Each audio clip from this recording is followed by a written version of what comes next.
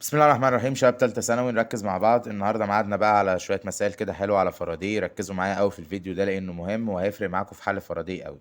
قبل ما نبتدي في الحل هفكركم سريعا كده بالقانون بتاعنا اللي احنا بنشتغل عليه. طبعا فيديو الشرح كالعادة هتلاقوه في الديسكريبشن بتاعنا، شرح الجزئية بالكامل طبعا كأفكار من البداية للأول. هنا بقى بالنسبة لي الاي ام اف كانت بتقول عن طريق كلام فاراداي. ايوه ممتاز اللي قال كده، نيجاتيف مين الان، وبعد كده بقول تشينج مين الماجنتيك فلكس دينستي. لا ده تشينج الماجنتيك فلكس بس، صح كده، اوفر مين التايم. بصوا بقى نفتكر كده سريعا اللعب اللي كان بيبقى في التشينج بتاع الماجنتيك فلكس. كنا ممكن نفكها لتشينج الماجنتيك فيلد مع الاريا. يعني معنى كده ان الماجنتيك فيلد دي اللي هتتفك بالنسبه لي بي 2 ماينس البي 1، او لو انا عايز اجيب الفاي ام نفسها ايوه هتبقى فاي ام 2 ماينس فاي ام 1. يعني المهم ان انا هيبقى عندي 2 كيس في المسألة. تمام. في حاجة تاني عادي جدا ممكن ان انا اقول هنا التشينج بتاعي البي تفضل زي ما هي، بس هو يبدأ يعمل لي تشينج في مين، في الاريا. يعني هتبقى بالنسبة لي اريا 2 ماينس الاريا 1. وفي معلومة مهمة جدا ناخد بالنا منها كنا قلناها في الشرح وهفكركم بيها سريعا، ان البي 2 بتاعتي ممكن ما يجيبها ليش بشكل مباشر.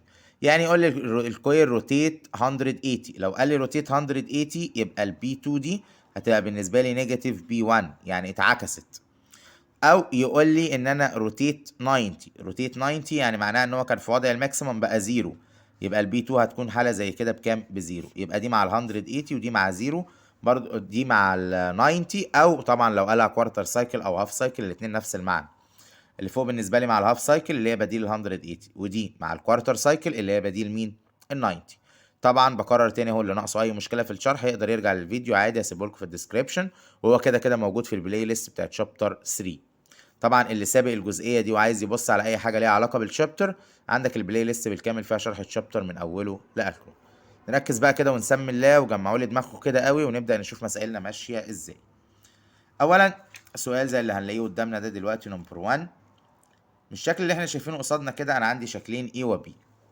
واضح قوي من الشكل اللي هو عامله قصادي ان هو عامل ديفورم في الاريا، يعني بادئ يغير شكل الاريا. طب جميل، ايه الداتا اللي موجوده عندي في السؤال؟ تعالوا نمشي كده معاه خطوه خطوه ونشوف هو الراجل ده عمل ايه بالظبط. بيقول لي يا عم انت الشكل اللي انت شايفه قصادك ده المفروض ان ده كويل فيه قد ايه، ركزوا بقى كده معايا. في عندي نمبر اوف تيرن، نركز. في عندي نمبر اوف تيرن بكام رقمها، ب 20. يبقى كده اول حاجه عندي الان بكام، ب 20. وبعدين وبيقول لي ان انا عندي الاريا اللي موجوده عندي بكام رقمها، ب 0.385 متر باور 2، مفيش تحويل. وبيقول لي الراجل ده كان في بلين بماجنتيك فيلد، يعني البي اللي موجوده عندي ب 0.2. بيقول لي الشيب بتاعي اتغير، يعني معنى كده ان التغيير تبع مين، الاريا. يعني البي زي ما هي واللعبه هيبقى مع الاريا. اوكي ماشي. الشيب ده اتغير من الشكل ايه لبي، اوكي مفيش اي مشكله في الكلام ده. بس اعمل حسابك لغايه ما الاريا، يعني هو مسك الشكل زي ما احنا عاملينه ديفورم، فتح الاريا بالشكل ده او شد السلك بالشكل ده، بحيث ان الاريا الجديده، يعني انا كده عندي اريا 1 وعندي هنا ايه اريا 2، بكام رقمها يا عم؟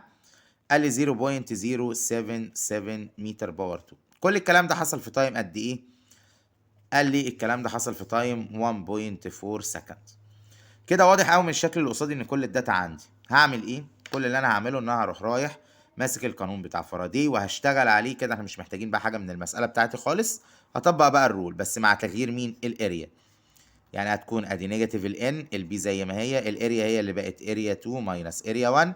كل ده اوفر مين يا عم، التايم بالظبط كده. هبدا اعوض بالارقام اللي موجوده عندي. نركز.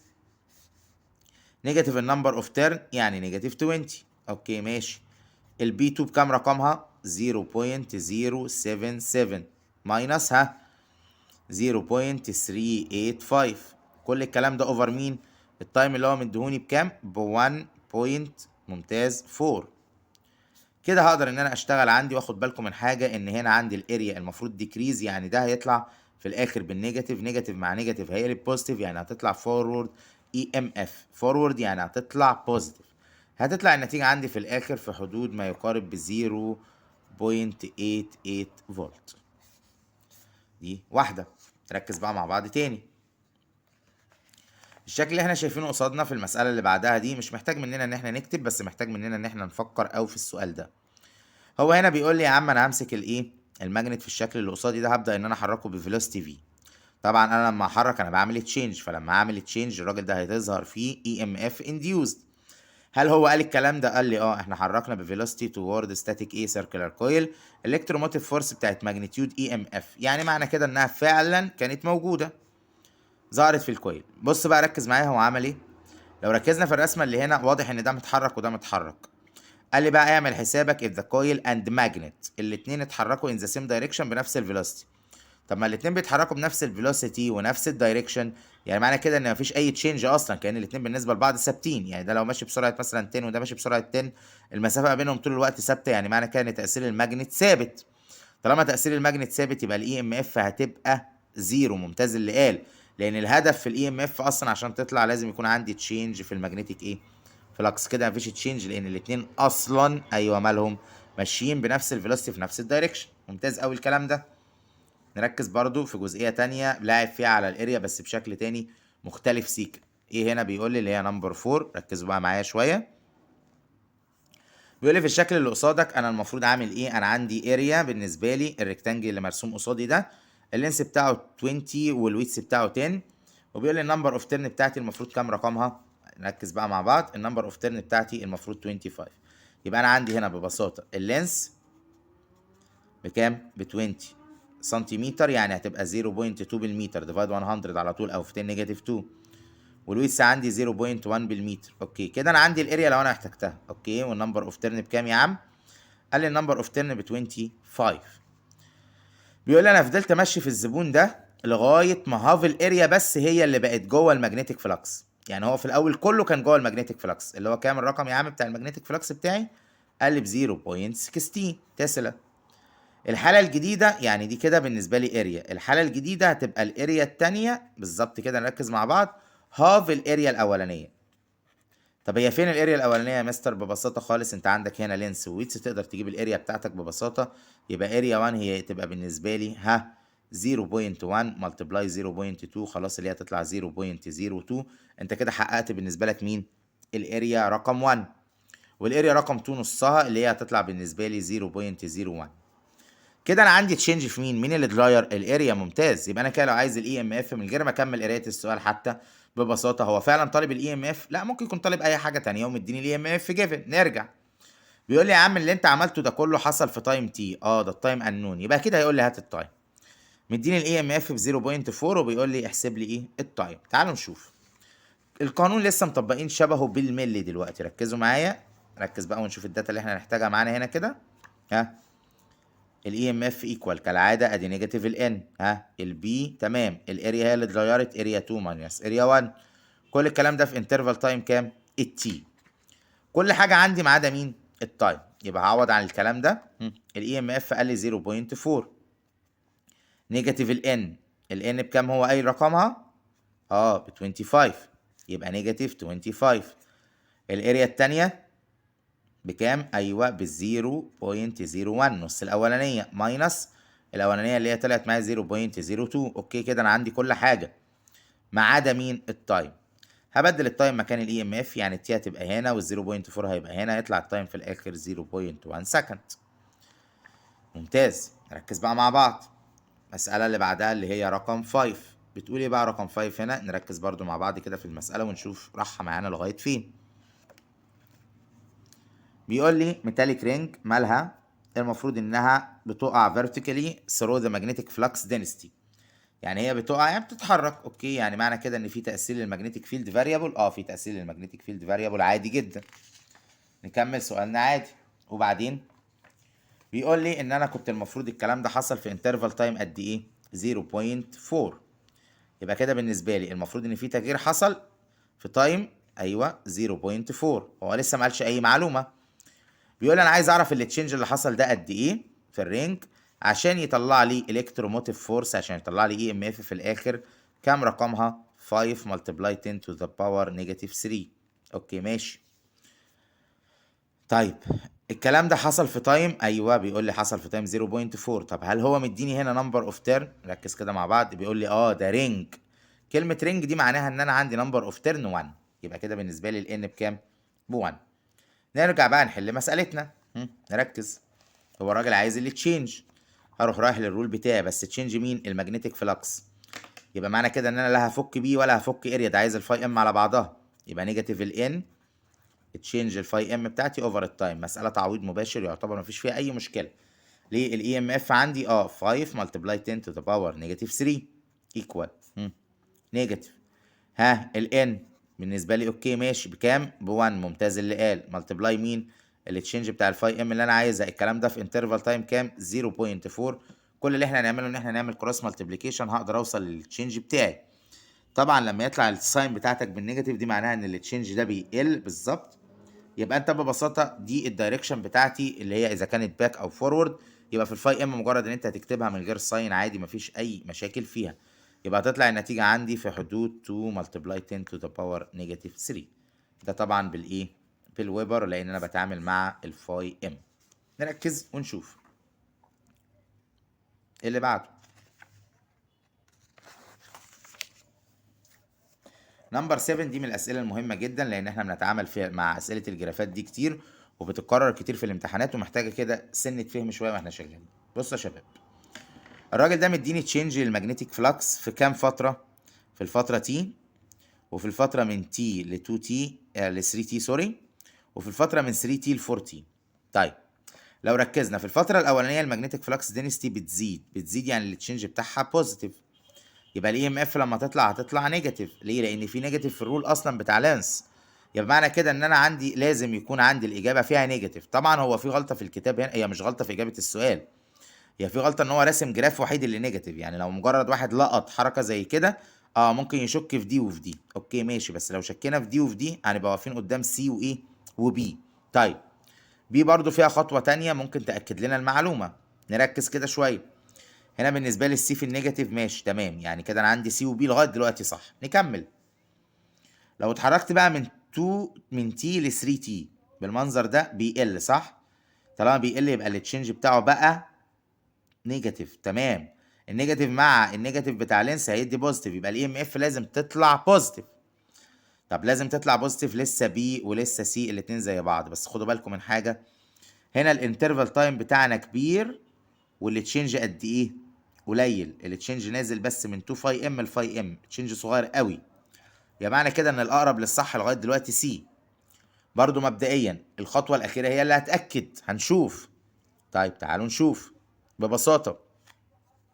اللي احنا شايفينه قصادنا ان احنا بعد كده لسه الراجل مكمل يقل من 3 تي ل تي. ده قل فجاه، يعني رقم كبير قوي اللي هيطلع كاي ام اف. بيقل يعني برضو نيجاتيف والنتيجه هتبقى بوزيتيف يعني الاي ام اف بوزيتيف. هنا البي غلط، لان الاي ام اف بتاعتها طالعه نيجاتيف، ما فيش قدامي غير السي. وفي نفس الوقت لازم الرقم يطلع يكون رقم ايه؟ كبير، لانه التشينج اللي حصل من 3 تي ل تي كان رقم كبير كفرق ان هو اتحرك من فاي ام لنيجاتيف فاي ام، يعني دبل الفاي ام، لان نيجاتيف هتقلب معايا ايه؟ بوزيتيف. وهتطلع النتيجه في الاخر ان الاي ام اف بتاعتي هتطلع بوزيتيف فاليو يعني فورورد. سؤال الجرافات ده من الاسئله المهمه اللي لازم ناخد بالنا منها. سؤال تاني برضو جراف، بس ده مختلف شويه لانه ارقام. رقم 8 بيقول لي انا عايز اعمل تشينج لمين هنا؟ ركزوا معايا، انا بعمل تشينج للفاي ام. الفاي ام باديه معايا بكام بقى؟ ركزوا معايا. الفاي ام باديه معايا ب 0.8. حلو الكلام ده. لما نبص على الرسمه هنلاقيها وصلت في الاخر لكام؟ لزيرو. يعني معنى كده ان فاي ام 2 بزيرو، فاي ام 1 ب 0.8. نجري على الرول بتاعنا. نيجاتيف الان في ان نيجاتيف ال 500. الفاي ام 2 بزيرو، الفاي ام 1 ب 0.8. كلام جميل قوي الكلام ده. كل الكلام ده حصل في تايم قد ايه؟ 4 بس ملي سكند. نركز في الحته دي. يبقى 4 ملتبلاي 10 تو ذا باور نيجاتيف 3. يبقى كده ببساطه اقدر اجيب الاي ام اف اللي هو عايز يجيبها ببساطه. طبعا النيجاتيف هنا هيطير النيجاتيف ده، هيطلع في الاخر الرقم بتاع الاي ام اف كام؟ 100، وهتكون بالبوزيتيف لان الاتنين نيجاتيف طيروا بعض. طيب برضو سؤال تاني جراف كتأكيد للمعلومة، بس المرة دي بشكل ما مختلف. نشوف كده مع بعض. الراجل هنا بيقول لي ايه؟ انا عامل تشينج من فين لفين؟ ما بين الفاي ام ما بين الاي ام اف وما بين النمبر. طب الاي ام اف وصلت لكام؟ ل 15. ممتاز. لما كان النمبر اوف تيرن بكام؟ ب 75. هو بيقول لي يا ترى التشينج اللي حصل. طبعا عشان اجيب التشينج اللي حصل كل اللي انا هعمله ان انا هقول له الاي ام اف بتاعتي ادي نيجاتيف الان تشينج الفاي ام ريليتد للتايم. طبعا انا قلت لكم قبل كده لسه من شويه ان التشينج بتاعنا ما بحطلوش الساين، يبقى مجرد بالنسبه لي مش هيفرق معايا اذا كان بوزيتيف او نيجاتيف، مجرد ان انا هاخد المعلومات اللي عندي. هنا الاي ام اف 15 بس على الرسمه قايل في 10 نيجاتيف 2، يبقى 15 ملتبلاي 10 تو ذا باور نيجاتيف 2. النمبر اوف تيرن في حاله زي كده بكام؟ بنيجاتيف اللي هي 75. طبعا مش مهمه بالنسبه لي النيجاتيف دلوقتي، هقدر اجيب بالنسبه لي الريت بتاع التشينج بتاع مين؟ الفاي ام على بعض. هو طالما قايل لك ريت يبقى هو عايز الفاي ام على التايم على بعضيها، اللي هتطلع 2 في 10 نيجاتيف 3. طيب برضو من ضمن برضو الاسئله اللي مهمه معانا السؤال 10 مديني الشكل ده بالنسبه لي وبيقول لي انهي الوقت او انهي ستيج فيهم الانديوزد الكتروموتيف فورس المفروض انها تكون فانيج يعني زيرو. طب هو ما بيظهرش الاي ام اف اصلا الا في حاله واحده بتختفي، لما بيكون التشينج المagnetic فلكس بتاعتي بكام؟ بزيرو. هل التشينج المagnetic فلكس بتاعتي هنا بزيرو؟ لو ركزنا فين الكلام ده؟ الفتره من هنا لهنا ابتدى برقم معين وانتهى بنفس الرقم، يبقى الستيج دي كده في الحاله دي البي بتاعتي ايوه هي اللي فيها الفاي ام كونستنت، يعني ما كان الام ام اف بتاعتي بكام؟ بزيرو. ممتاز، ركزوا معايا. سؤال برضو من الأسئلة اللي ذات أهمية بالنسبة لي، ودي طبعا من الأسئلة القوية جدا جدا جدا. السؤال ده ما يتنسيش ونركز مع بعض شوية. سؤال 16 ده، الشكل اللي قصادي ده بقى هو عامل تكة كده في السؤال مهمة وما بتتكررش كتير التكة دي، ان هو عامل 2 اي ام اف الأساسية بتاعت السورس، يعني أنا عندي باتري بكام؟ ب 12 اهي في الرسمة بتاعتي، وبعدين مديني كويل بالشكل ده. الكويل ده قال لي ايه بقى؟ خد بالك ان انت عندك هنا ريكتانجل كويل، ودي خدوا بالكم بس من الحركه ان هو قايل ريكتانجل، هي تعتبر غلط بالنسبه لي لان ده مش ريكتانجل ده سكوير، الاصل الاتنين سايد قد بعض، بس هو ده غلطه عاديه يعني مفيش فيها حاجه. اقدر اجيب له الاريا عادي اللي هي 15 سم و15 سم، يعني هتبقى 0.15 باور 2 سايد لينس باور 2. اوكي ماشي. هو ده هحتاجه البطاريه دي، احنا عمالين نجيب انديوزد هنحتاجها، تعالوا نشوف ازاي. بيقول لي بقى اعمل حسابك يا عم. هو مبدئيا قال لي فريم يعني نمبر اوف تيرن بكام؟ ب1، زي الرينج كده النمبر اوف تيرن بتاعتها ب1. بيقول لي اعمل حسابك ان انا هغير المagnetic فلكس ده بحيث ان انا اخليه increased يعني المفروض ان الاي ام اف بتاعتي اللي تشينج كده طالما increased يبقى اللي تشينج ده هيطلع بوزيتيف. بيقول لي بقى انا عامل اللي تشينج ده بريت كام؟ ريت يعني ديفايدد تايم. التشينج ده ديفايد التايم على بعضه بكام رقمه؟ ب 150 تسلا بير سكند. تسلا بير سكند، يبقى معنى كده ان ده مش الفاي ام. ايوه ممتاز، ده مين يا عم؟ ده مش الفاي ام خالص، ده يمثل بالنسبه لي البي بس.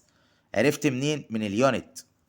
حلو، يعني معنى كلامي ان انا لما اروح اطبق بقى الرول بتاعت فاراداي هطبقها ازاي؟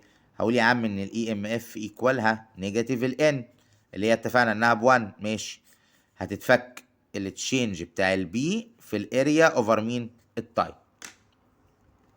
لما نيجي نحسب الكلام ده هنلاقي النتيجه بتاعتي طبعا النيجاتيف دي بالنسبه لي لازالت موجوده لانها باك. النمبر اوف تيرن 1 ممتاز. طبعا الساين مهمه في حاله ان انا اجيب الاي ام اف، وهنعرف مهمه دلوقتي ليه. هنا بالنسبه لي الريت ده على بعضه هو مدوني بكام؟ ب 150. بالنسبه لي الاريا 0.15 توتال باور 2. طب التايم فين؟ ما احنا اتفقنا ان كل ده على بعضه ب 150، يعني معنى كده ان ده مكانه 1. هتطلع النتيجه بتاعتي هنا في حدود 3 approximately 3.385. طيب الرقم ده طالع معايا بالنيجاتيف صح؟ لان في الساين بتاعت النيجاتيف بتاعت لانس. ممتاز. الرقم اللي طالع معايا بالنيجاتيف ده هيشتغل ازاي اصلا في المساله؟ بصوا بقى ركزوا معايا. الحركه في المساله كلها ان هو طالما طالع نيجاتيف يبقى نوعه باك، طالما باكورد يبقى الكهرباء لو طالعه من الباتري بالشكل ده باك يعني هتشتغل ضدها. هو عايز يعرف الكرنت، طالما عايز يعرف الكرنت يبقى انا بالنسبه لي محتاج اعرف الفولت التوتال. الفولت التوتال في حاله زي كده بقى ركزوا معايا هيبقى عباره عن الفولت الباتري، ودي اهم حاجه، ماينس الاي ام اف. ليه انا قلت ماينس؟ عشان هي طالعه باك، يعني لو كانت طالعه فورورد كانت هتتاخد بلس، كانت هتتاخد بلس فعلا. يعني هو لو كان غير في السؤال وقال لي ان الريت ده انكريز مش ديكريز مش انكريز كانت هتطلع نيجاتيف. والنيجاتيف ده يتحط هنا مع النيجاتيف ده هيقلب بوزيتيف، كانت دي هتقلب بوزيتيف. يبقى مهم جدا ان انت تبقى عارف الريت بتاعك ده زياده ولا ناقص، عشان نعرف الاي ام اف اذا كانت هتتاخد ماينس ولا بلس. هيطلع ببساطه 12 ماينس مين يا عم؟ 3.38 ببساطه. وطبعا لو انا عايز اجيب الاي، كل اللي انا هعمله ان انا هاخد ده ديفايد الار. هي فين الار دي؟ الار دي موجوده في المساله عادي جدا، مفيش اي مشكله. اللي هي رقم كام هنا بالنسبه لي؟ الفاليو بتاعتها الار في الرسم بكام؟ ب 10. يبقى دي كده هتبقى ديفايد مين؟ ال 10. وكده ببساطه هقدر اجيب الالكتريك كارنت اللي انا عايز اجيبه عادي، مفيش اي مشاكل. وده هيبقى في حدود 0.8 تقريبا او 86 يعني. ده كده بالنسبه للايه؟ للالكتريك كارنت. السؤال ده مهم جدا وتركزوا فيه، لان تكراراته في الامتحانات مش كتير، يعني ده سؤال ما يعتبرش فكرته اتحرقت. شدوا حيلكم يا شباب، اشوفكم على خير بقى في الفيديو اللي جاي. هنتعامل مع الواير ونشوف موضوع الميتوال والسيلف اندكشن التلاتة في نفس الفيديو ان شاء الله.